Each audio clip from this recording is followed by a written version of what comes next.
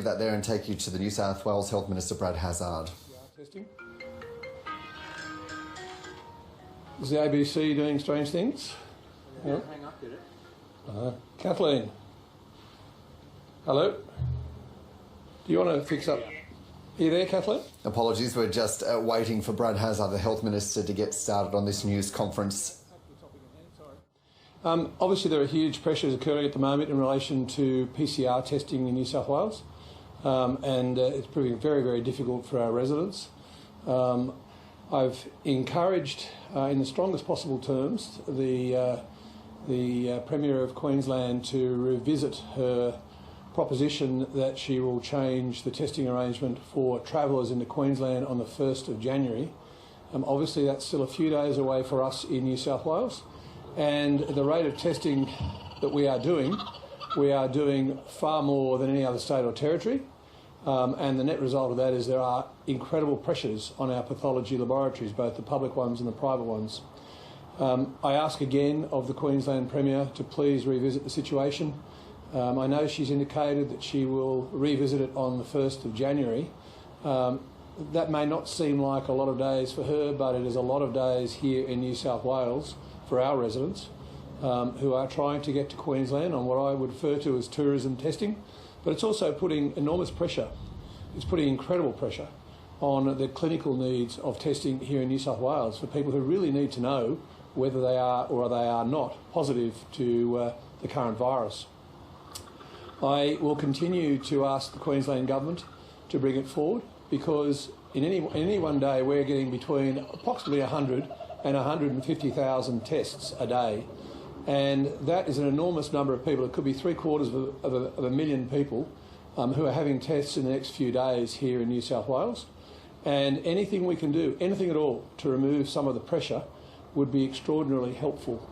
The other issue is that we have Queenslanders. I'll say this directly to the Queensland Premier, that we have Queenslanders who are in New South Wales who are actually having to get tested before they return to Queensland.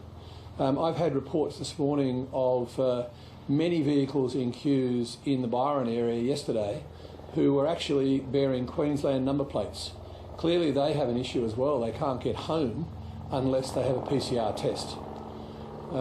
Obviously, everything we've done in the last 2 years in relation to this pandemic has been a challenge of balancing risks.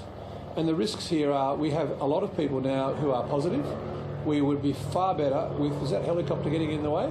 Yes, it is. From the look of everybody on the cameras. It's a Channel 9 chopper.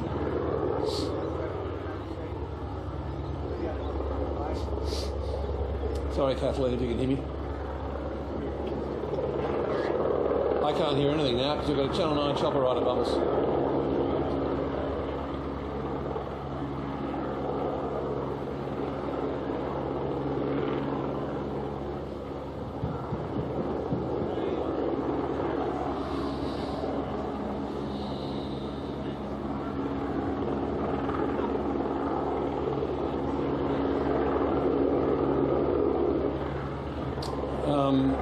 Will I persist or will I hold until the chopper goes? What's your... From the look of everybody's face, we hold, do we? Okay, we hold. So Brad Hazzard speaking there to media in Sydney. We're just waiting for that chopper overhead. But you might have heard there, focusing in on the testing. Here he is again.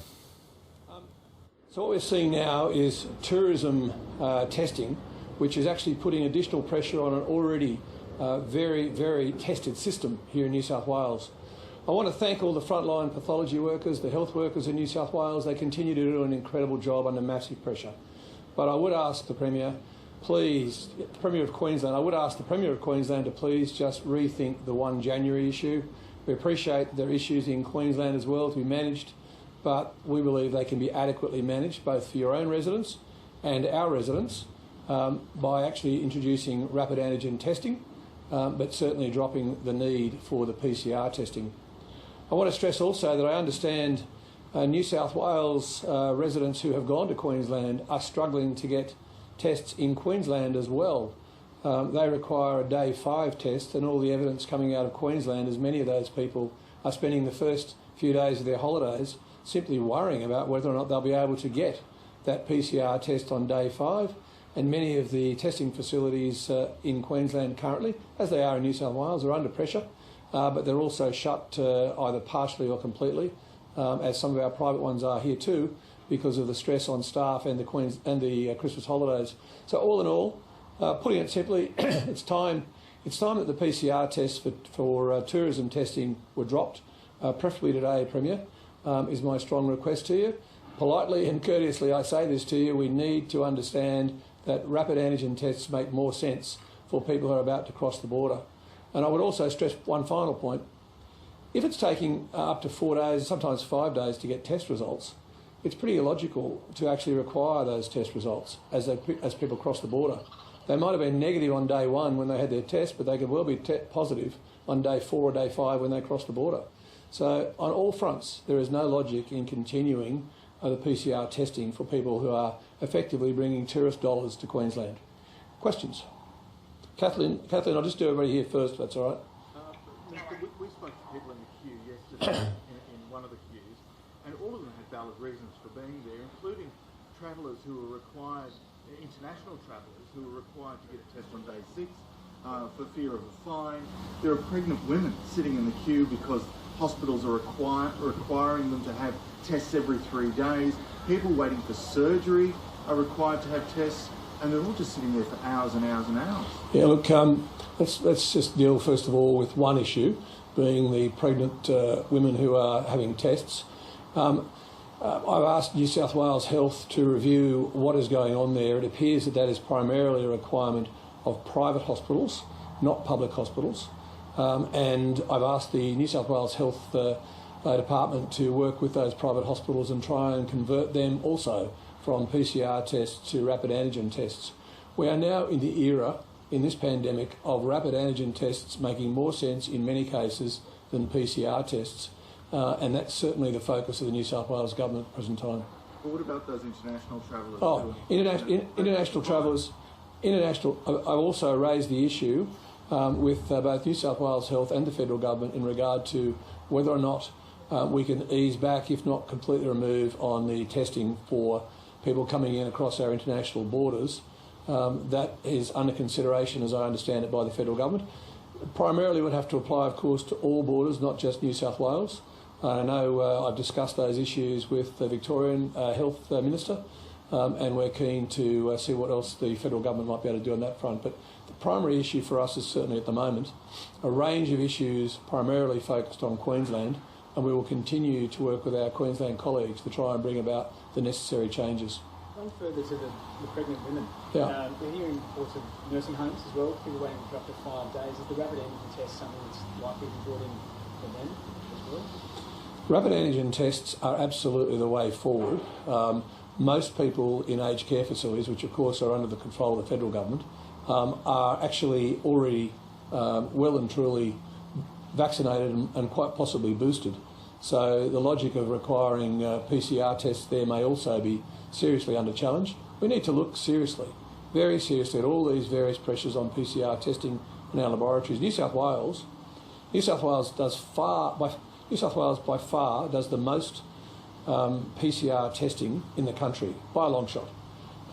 And 2 years ago, when all this started, we thought we were doing well when we had 40,000 tests a day. We've managed to achieve, by engaging public and private facilities, up to 160,000 a day. That leaves every other state and territory in our wake. But it also says that if that's where we've got to, we need to find alternatives. And the alternatives are definitely to go with rapid antigen testing. Now, initially, when rapid antigen testing came into Australia, it was required by the federal regulatory body to be under clinical supervision. In the last few weeks, it's become freely available to everybody. Doesn't matter whether you're at Coles or Woolies or your local pharmacy or IGA, generally there are rapid antigen tests available and they make more sense. Certainly from my point of view, I attended functions pre-Christmas and post-Christmas, and those people were asking people to have a rapid antigen testing at their homes. It's a good, safe check, and I would strongly encourage the broader community to engage with that. How concerned are you by the reports out of St Vincent's pathology? 1,500 people, 1,400 people getting the wrong results. Many now, it seems, were positive. Yeah. Could be as many as Obviously, as Health Minister, I'm very concerned about that outcome, but I've also spoken to the Chief Executive of that private hospital and made sure that they have reviewed their protocols and procedures, and he's given me that guarantee. It would appear to be, from the discussions I had directly with the Chief Executive, that there was an error, a human error, and unfortunately, when people are under pressure, human errors become more frequent. So certainly anything we can do to relieve pressure more broadly will assist. Just one back on before that, you said New South Wales testing has grown exponentially. We obviously have Dramatically, yeah. And it's credit to a lot of people. But given that's the case, is there a way that people who have underlying health issues who are waiting 5 days for tests, is there a way to somehow fast track for those specifically? Yeah, look, the problem really is under the current structure that very long queues build up, and it's very hard to delineate between those who are there for sound health reasons and for a range of other reasons. But I've certainly asked Health to look at that. When the numbers were less, we actually, and when health staff were not as exhausted, we had engaged councils and health staff to walk the lines.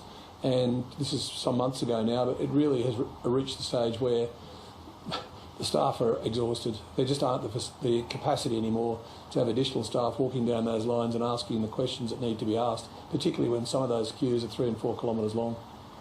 Yes, on Queensland, what was your initial reaction to the Queensland Premier's position? Look, I expressed very strongly my views yesterday, and I have to say that was probably because I'm, just as many people are in New South Wales, exhausted and had it with some of the actions that have been taken by the Queensland Premier. But at this point, I would rather work constructively and encouraging her today to just think about it and to work, as I'm sure she can, with all of the authorities here in New South Wales and indeed in other states, to just make it that much easier for New South Wales residents and returning Queensland residents, and for that matter, tourists from every other state in the country to get into Queensland. You know, it's New South Wales Health asking new mothers to get tested before they can see their babies in intensive care, in neonatal intensive care. I'm sorry, can you say that again, Eddie? You know, it's New South Wales Health asking new mothers to get PCR tests before they even see their babies when they're in intensive care. I'm not aware of that, so I can't really comment on the specifics, but I'm not aware of it. What I will say is this, just anything that is being done that would get in the way of mums seeing their babies or mums being able to deliver their babies in the easiest way possible should be absolutely minimised, and I've asked Health to look at those issues. Okay, everybody. Kathleen, do you want to ask anything else? Oh yes, could I just quickly a couple of questions? In regards to the testing, during the Delta outbreak, New South Wales was routinely doing 160,000 tests a day. You're laying quite a bit of the blame for the delays and the pressure at Queensland's feet, but are you actually just trying to distract from the fact that the system is now not coping with the huge numbers of COVID that we're currently seeing? No, nothing. Everything I and the New South Wales government have ever done has been to keep New South Wales residents safe, and we will continue to do that. This is the entire focus of what we're doing. So, but why bring the attention on Queensland Health? Like, where is the system falling down? The system is exhausted. There are people who have been at the front line doing pathology, literally in some cases. Some of these laboratories work through the night, and they're exhausted, and they need to have staff taking breaks, and the additional pressures of what's being required by the Queensland Premier obviously make no sense at all. And I'd add to that, clearly she knows that, because she's indicated that come 1 January, which is only a few days away now, she may well change that. All we're saying to her is, can you relieve the pressure now? We're all in agreement that it doesn't make sense. Even she's in agreement, but she just hasn't moved to actually make it easier. And just going to Eddie's question about new mothers, we've got parents coming to us who are going through that at Westmead Hospital. They're having to get tested to see children in neonatal care. So can you confirm this review that you've called for will extend to new parents, not just pregnant women? I think I just said that. Yes, I will. Yep. Okay. And And that's Brad Hazzard there, the New South Wales Health Minister, putting, pressure on the Premier of Queensland to announce a decision around whether rapid antigen tests can be used rather than PCR in order to get into Queensland. Last week, Premier Palaszczuk said that she was waiting for medical advice on that very question, but it didn't seem likely that a decision would be made before the 1st of January. And the Premier of Queensland said that she was going to inform the community when that changed. Brad Hazzard there saying that he's encouraged the Queensland Premier in the strongest terms to revisit that situation of testing, has described it as tourism testing, and says that there is incredible pressure on clinical services while thanking those frontline health workers.